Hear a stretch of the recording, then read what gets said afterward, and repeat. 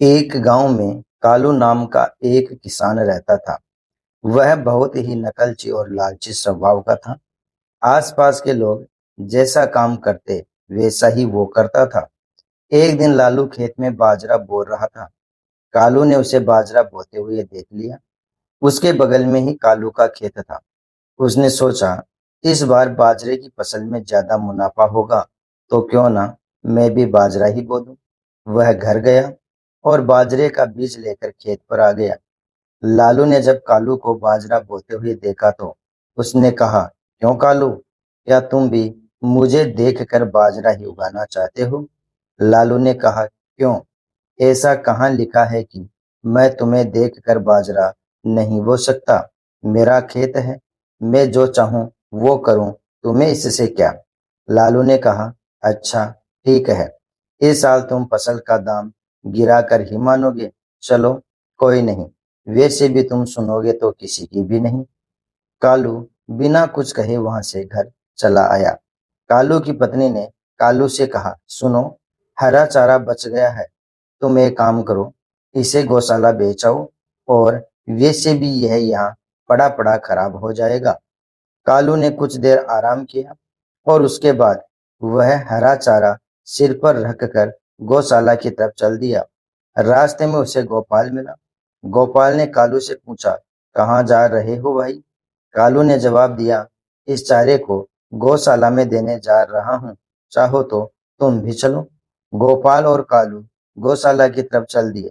गौशाला पहुंचकर कालू ने गौशाला के कर्मचारियों से कहा, लो, यह चारा रख लो और बदले में मुझे 10 रुपए दे दो। गोपाल ने कहा, 10 रुपए? लेकिन मैंने तो सोचा था कि तुम इसे दान करने आए हो। कालू ने कहा, इतनी दूर से हरा चारा लेकर आया हूँ तो फ्री में कैसे दे सकता हूँ? रुपए 10 ही तो ले रहा हूँ। गौशाला के कर्मचारियों ने उसे 10 रुपए दे दिए और हरा चारा ले लिया। उसके बाद गोपाल और कालू गौशाला से थोड़ा आगे बढ़े तो उन्होंने देखा कि कमल गाय के गोबर को एक बाल्टी में भरकर अपने घर ले जा रहा है।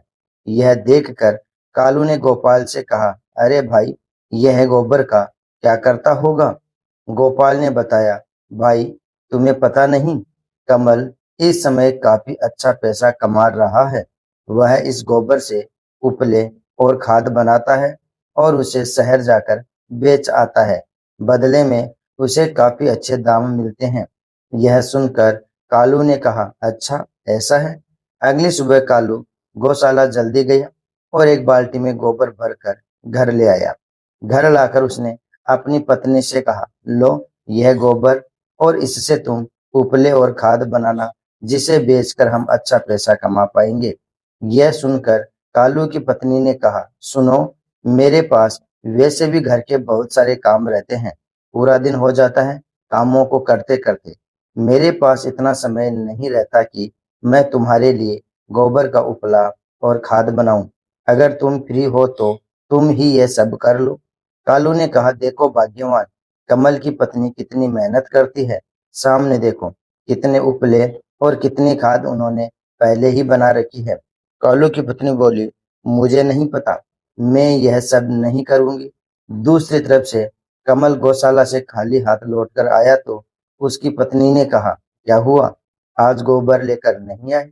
कमल ने कहा, नहीं, आज कालू गौशाला का सारा गोबर ले गया। बहुत ही नकलची और लालची इंसान है।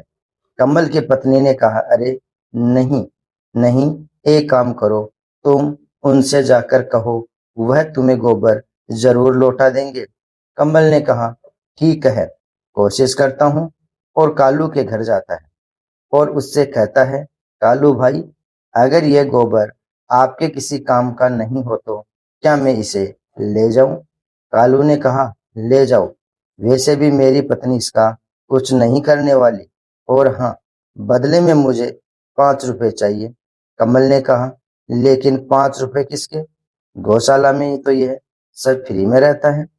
कालू ने कहा, गौशाला से इतनी दूर तक मैं इसे लेकर आया हूँ, क्या इसमें मेहनत नहीं लगी? कमल ने ज्यादा समय बर्बाद न करते हुए 5 रुपए दिए और गोबर लेकर अपने घर वापस आ गया। कुछ समय बाद कालू और गोपाल एक जंगल से होते हुए गुजर रहे होते हैं। कालू को एक बड़े से पेड़ पर मधुमक्खी का छाता दिखाई देता है।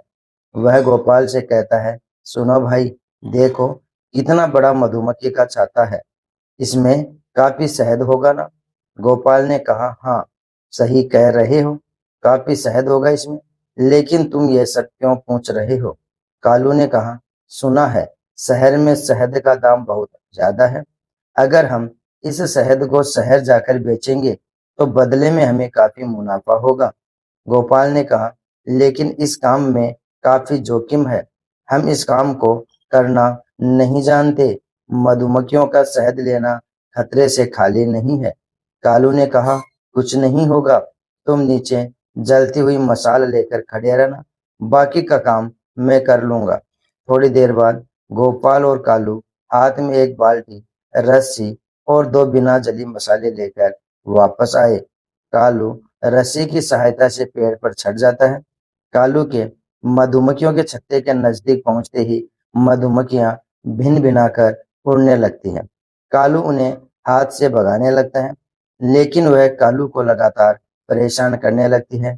तभी कालू अपनी मशाल को जला लेता है और मधुमक्खियों के पास ले जाता है, लेकिन संतुलन बिगड़ने के कारण कालू रस्सी से लटक जाता है और मधुमक्खियों से काटने लगती है। यह सब देख गोपाल डर जाता है और भाग जाता है। कुछ देर बाद कालू पेड़ से नीचे गिर जाता है, लेकिन मधुमक्खियां अभी भी उसे काटती रहती है। तभी गोपाल कुछ लोगों को लेकर वहां पहुंचता है, जो मधुमक्खियों के शहद को तोड़कर शहर बेचने जाते हैं। उन लोगों ने मशाल को जलाया और फिर मधुमक्खियों को वहां से भगाया, लेकिन इतने में कालू पूरी तरह सूज चुका था और उसका बदन टमाटर की तरह लाल हो चुका था। वे लोग कालू को डांटते हुए कहते हैं, जब तुम्हें यह काम करना नहीं आता तो करते क्यों हो? दूसरों के काम को दूसरों को ही करने दो, ज्यादा लालची मत बनो। कालू दर्द से करार रहा था। वे लोग कालू को हॉस्पिटल लेकर गए। गोपाल ने कालू से कहा, मैंने तो तुमसे पहले ही कहा था, इस काम में बहुत जोखिम है, अब देखो क्या हाल कर दिया है। अगर मैं उन लोगों को समय पर लेकर नहीं पहुंचता तो मधुमक्खियां तुम्हें और भी ज्यादा काट लेती। कालू ने कहा, हाँ हाँ, सही कहा दोस्त, लेकिन अब से मैं ऐसी कोई गलती नहीं करूंगा। तब से कालू ने लालच करना और नकल करना बंद कर दिया। दोस्तों, वीडियो पसंद आया हो तो लाइक और शेयर जरूर कर देना।